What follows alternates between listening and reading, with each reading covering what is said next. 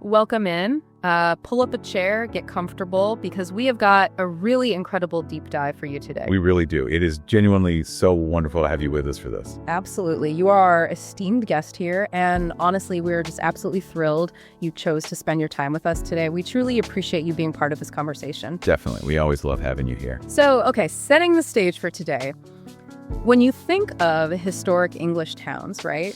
You probably think of sleepy little places, kind of frozen in time. Yeah, or like the punchline to those old jokes, right? Like Alan Partridge or the whole normal for Norfolk stereotype. Exactly. But you sent us a stack of sources, and I mean, we're talking a local city council page, a real estate blog, a tourism guide, and this really brilliantly written piece from The Guardian from back in 2014. Which was a fantastic read, by the way. It really was. And looking at all these together, our mission today is to figure out how this unassuming East Anglian city, Norwich, secretly became like one of the world's most vibrant, rule-breaking hubs of creativity and literature. It is a total hidden powerhouse. It completely challenges everything we think we know about these, sleepy historic towns. Okay, let's unpack this.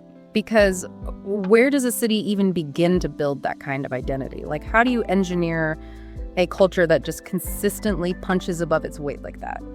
Well, you have to look at the historical foundation, right?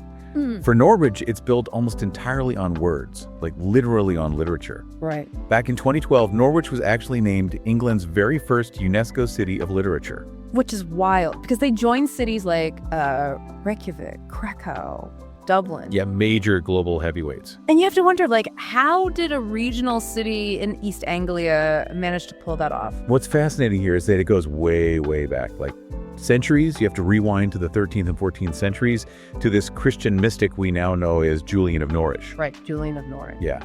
And she is credited as being the very first woman to write and publish a book in the English language. It was called The Revelations of Divine Love. Wow. And just think about the context of that for a second. The Middle Ages were entirely dominated by Latin, right? And controlled by male clerics. Oh, completely. It was a huge boys' club. So for a woman to write in English, the common language, during a time of the Black Death and all this intense scrutiny. It was a massive act of rebellion. I mean, she didn't write some dry academic theological text in a dead language. She wrote about compassion and divine love for normal people to actually understand. That is such a profound subversion of the rules. Exactly. And that bold act basically sets this historical precedent for the city. It proves that, groundbreaking ideas don't have to come from the establishment. Yeah, they can come from the margins. Right. You fast forward to 1970, and we see that exact same cultural DNA pop up again. Oh, with the university, right? Yes. The writer Malcolm Bradbury establishes the creative writing department at the University of East Anglia, or UEA. Which, again, was a huge rebellion for the time. Oh, a massive risk. Because in 1970, the British academic world looked at creative writing as just like a hobby, like knitting, not a serious academic discipline. Right, you didn't study it at a major university. But Bradbury essentially imported this American workshop model to the UK and just fundamentally changed how universities viewed authorship. And it paid off. I mean, the list of people associated with UEA is insane. It really is. Ian McEwan graduated from there. Margaret Atwood taught there. Wow, Margaret Atwood. Yeah. And Rose Tremaine, the award-winning novelist, she's currently their chancellor. It's basically a high-level incubator for literary giants. It kind of reminds me of think of it like an indie record label. Oh, I like that comparison. Yeah, like if London is this mainstream pop machine, optimizing for mass appeal and paying huge commercial rent, Norwich is that cool indie label operating out of a garage somewhere. Right. And it just keeps pumping out Grammy winners because the artists are insulated from all that mainstream commercial pressure. Yes. And what's fascinating here is that UEA's official motto is actually do different. Do different. I love that. Right. And it's not just a marketing slogan. It's this centuries-old cultural inheritance. When a city actively celebrates rule breakers, it naturally attracts out-of-the-box thinkers. It gives people permission to experiment. Exactly. And the locals are fiercely protective of this identity.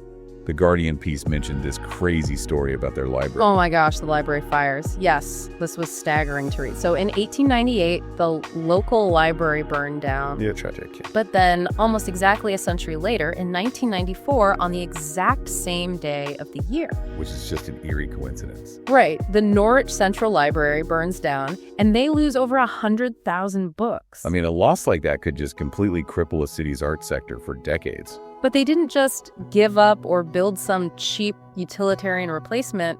They completely elevated it. They built the Millennium Library right on the ashes. And according to the tourism guide we looked at, it was voted the UK's most popular library for 7 years straight. 7 years. From 2006 to 2013. Which just goes to show this isn't just some elite university thing. It is a core, everyday civic value for the people living there. It really is. And that different attitude totally bleeds into how the city handles its physical spaces, too. Like its architecture. Right, they don't just put things behind velvet ropes. No, they actively repurpose history. Like, let's talk about Norwich Cathedral from the real estate blog. Oh, the cathedral is stunning. 900 years of history, right. Yeah, and it has the second tallest spire in England, 315 feet. And what, like 900 steps if you actually want to climb it? Something crazy like that, yeah. And it's this perfect blend of Romanesque and Gothic architecture. Which creates such a cool contrast. You have those heavy, thick Norman pillars holding up those soaring, light-filled Gothic arches. Exactly. And inside, it houses the Stranger's Hall clock, which is this incredibly complex medieval astronomical clock. Wow. And it also holds the largest collection of monastic cartularies in the country. Which, just for context, are those ancient handwritten registers that the monks used to track land and daily life, right? Yeah, basically the medieval bureaucratic filing cabinet. Okay, so that all sounds amazing, but also, and I have to ask this, that sounds like very standard preservation? Like, of course you keep medieval manuscripts in a cathedral. You'd think so. But then you look at what they do with their other sites, and it just gets delightfully weird. Okay, lay it on me. Let's take the South Asia collection. This is this beautiful museum of traditional Asian crafts, textiles, everyday objects. Okay. But it's not in a sleek modern gallery. It's housed inside a former Victorian roller skating rink. Wait, a Victorian roller rink? Are you serious? Completely serious. Oh, wow. The architecture of that must be wild. Because a roller rink is designed for, wide open spaces, big, uninterrupted wooden floors, high ceilings. Right, and they use that exact layout to display these delicate Asian antiquities. The ceiling in there is supposed to be an absolute must-see. Okay, that's amazing. And it doesn't stop there. Think about Norwich Castle. It's a massive Norman keep. Which historically was, a brutal military fortress meant to intimidate the locals. Exactly. But today, inside those heavy stone walls, it holds the world's largest collection of Norwich school artists. Like John Crome and John Sell Cotman. Yes.